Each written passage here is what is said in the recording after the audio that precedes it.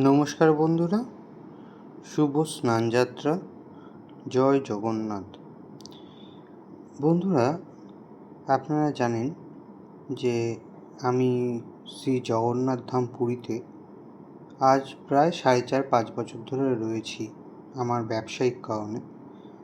পুরীতে আমার প্রথমে একটি হোটেল ছিল, এখন 2টি হোটেল আছে। পাশাপাশি প্রভু জগন্নাথের ইচ্ছায় আমার একটি রিসেন্টলি আজকে শুভ স্নানযাত্রার দিন, তাই আজকেই আমি একটা নতুন রেস্টুরেন্ট ওপেন করেছি।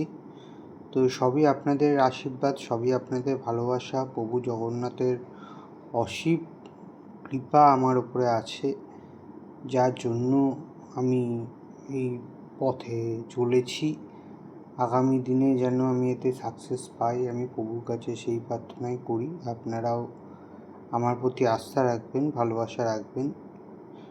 এবং আপনারা দেখছেন এই মুহূর্তে প্রভু জগন্নাথের যে স্নানযাত্রা উপলক্ষে আজকে যে অনুষ্ঠান হচ্ছিল জগন্নাথ মন্দিরে, আমি সেই মন্দিরে সেই সময় একটু উপস্থিত থাকতে পেরে নিজেকে খুব ধন্য মনে করছিলাম। কারণ আমি এই দিনটাতে পুরীতে যেখানে যে অবস্থায় থাকি না কেন, একবার হলেও আমি জগন্নাথ মন্দিরে যাই।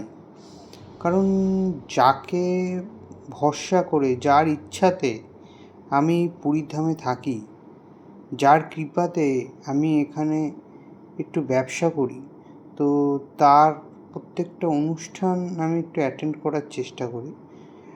আর আপনারা দেখছেন যে কীভাবে কত মানুষের ঢল আজকে নেমেছিল।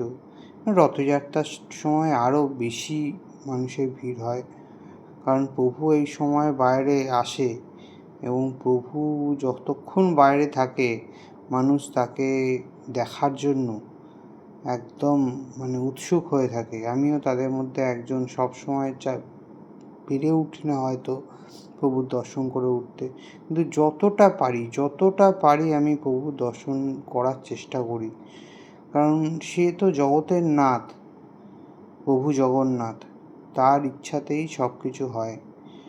তো প্রভু জগন্নাথ, মা সুভদ্রা, বাবা বলভদ্রকে আজকে স্নান করানো হয়েছে। এখন প্রভুর একটু জ্বর আসবে, 15 দিন সে